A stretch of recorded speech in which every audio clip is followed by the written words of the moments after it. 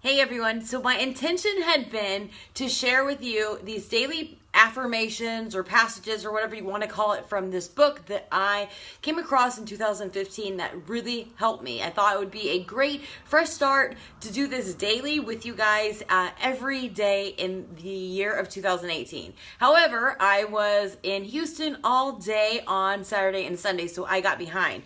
But you can go back through the videos and check out the readings that I've done for the beginning of this year so far. But I'm going to start off on January 6th, where I left off. Relationships is the topic for January 5th. If we are unhappy without a relationship, we'll probably be unhappy with one as well. A relationship doesn't begin our life. A relationship doesn't become our life. A relationship is a continuation of life. Relationships are the blessing and bane of recovery. Relationships are where we take our recovery show on the road. Each day we are faced with the prospect of functioning in several different relationships. Sometimes we choose these relationships. Sometimes we don't. The one choice we usually have in our relationships concerns our own behavior. In recovery from codependency, our goal is to behave in ways that demonstrate responsibility for ourselves. We're learning to acknowledge our power and to take care of ourselves in our relationships. We're learning to be intimate with people when possible. Do we need to detach from someone who we've been trying to control? Is there someone we need to talk to, even though what we have to say may be uncomfortable? Is there someone we've been avoiding since we're afraid to take care of ourselves with that person? Do we need to make an amend? Is there someone we need to reach out to or show love? Recovery is not done apart from our relationships. Recovery is done by learning our own power and to take care of ourselves and our relationships. So today I will participate in my relationships to the best of my ability. I will make myself available for closeness and sharing with people I trust. I will ask for what I need and I will give what feels right. I shared yesterday with one of my friends that, I have had to be vulnerable in the last couple of years by sharing my heart and sharing my story, and it's been so easy. When it's come to relationships, vulnerability has been so hard because of fear of rejection, because you really can't control or you can't know what somebody else is going to say. But I have learned to step up, to open up, to be vulnerable, to let go of the things I can't control, but to speak from the heart and share how I'm feeling from the heart. And doing so and not holding back and not withholding my love has helped me so much. So I hope that passage has helped you be able to think about maybe some relationships that you could change your own behavior that might change the trajectory of that relationship, or look at things that you can do moving forward with people, because a lot of times we try to control the outcome. We try to control what's going to happen. And I know in the business I'm in coaching other people, it can be so frustrating at times if I try to control what other people do. All I can do is show up strong for you as a coach, for my husband as a wife, for my friends, for my kids, and do my best and show up strong for myself and not try to control how other people think, react, and really just go into things with an open mind. So January 7th passage is dealing with painful feelings. Feelings of hurt or anger can be some of the most difficult to face. We can feel so vulnerable, frightened, and powerless when these feelings appear. And these feelings may trigger memories of other similar times when we feel powerless. Sometimes to gain a sense of control, we may punish the people around us, whether they are people we blame for these feelings or innocent bystanders. We may try to get even, or we may manipulate behind people's backs to gain a sense of power over the situation. These actions may give us a temporary feeling of satisfaction, but they only postpone facing our pain. Feeling hurt does not have to be so frightening. We do not have to work so hard to avoid it. While hurt feelings aren't as much as feeling happy, they are still just feelings. We can surrender to them, feel them, and go on. That does not mean we have to seek out hurt feelings or dwell unnecessarily upon them. Emotional pain does not have to devastate us. We can sit still, feel the pain, figure out if there's something we need to do to take care of ourselves, and then go on with our life.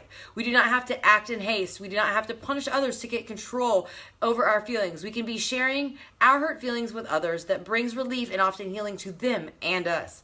Eventually, we will learn the lesson that real power comes from allowing ourselves to be vulnerable enough to feel hurt. Real power comes from knowing we can take care of ourselves even when we feel emotional pain.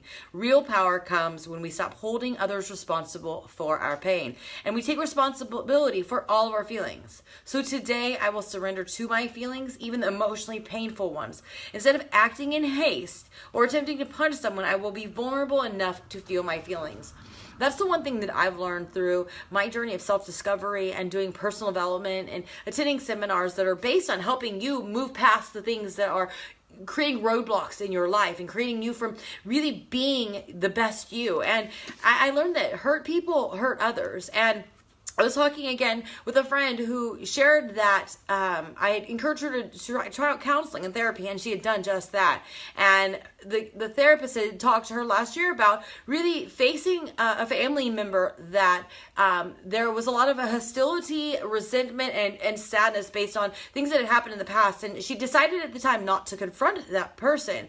But then it came up recently, in the very beginning of this year, just recently, and she got it off of her chest, and that heaviness was lifted from her heart and from her shoulders. And that person responded with kindness and receptive to her needs. And they really made amends, and it has made a huge change in their relationship together. And now other parts of her life, she's like, I'm so excited about it, and I don't know what it is. And then after she told me the story later, I realized that this was it, that these things weigh on us and they suck the joy out of our life. We hold back how we love people, how we show up in life when we have that resentment or sadness. And so I encourage you to identify where those hurt parts in your life are and do what you can to forgive that person, to try to make amends, to do whatever it is to move past it. And forgiveness isn't always what you think it is, about letting somebody off the hook for what they did or saying that it's okay. And maybe it's not even going back to that same relationship you once had. However, you can forgive them where it stops sucking the energy and the life out of you. So I'm going to move on to today's passage, January 8th.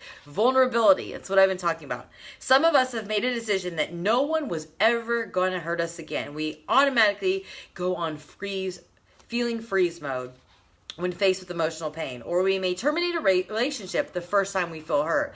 Hurt feelings are just a part of life, relationships, and recovery. It is understandable that we don't want to feel any more pain. Many of us have had more than our share. In fact, at some time in our life, we may have been overwhelmed, crushed, or stopped in our tracks by the amount of pain we felt. We may not have had the resources to cope with our pain or take care of ourselves. That was yesterday. Today, we don't have to be so frightened of pain. It does not have to overwhelm us. We are becoming strong enough to deal with hurt feelings, and we don't have to become martyrs, claiming that the hurt feelings and suffering are all there is to life. We need only ourselves to feel vulnerable enough to feel hurt when that's appropriate, and take responsibility for our feelings, behaviors, and what we need to take care of ourselves. We don't need to have to analyze or justify our feelings. We need to feel them and to try not to let them control our behavior. Maybe our pain is showing us that we need to set a boundary. Maybe it's showing us that we're in the wrong direction. Maybe it's triggering a deep healing process. It's okay to feel hurt. It's okay to cry. It's okay to heal. It's okay to move on to the next feeling when it's time. Our willingness and capacity to feel hurt will eventually be matched by our willingness and capability to feel joy. Being in recovery does not mean immunity from pain. It means learning to take loving care of ourselves when we are in pain. So today, I will not strike out to those who cause me pain. I will feel my emotions and take responsibility for them. I will accept hurt feelings as part of my relationships. I am willing to surrender to the pain as well in the joy in life. So I hope this has helped you. I know for me, I've put walls up in the past. I've blamed other people. I have taken the hurt from one person and made it a blanket statement that everybody is always this way. And why does this always happen to me? And when I focus on those things keep manifesting and showing up at an increasingly alarming rate. So I encourage you to really take note and realize that not everybody is the same. And with every relationship that comes and goes, that's part of life, and there's always a lesson that's part of it. So take a deep look, see what you can learn from the things that have hurt you in the past, and really use those as lessons to move forward so that you can avoid those things, or so you can help somebody else who might be feeling the same way.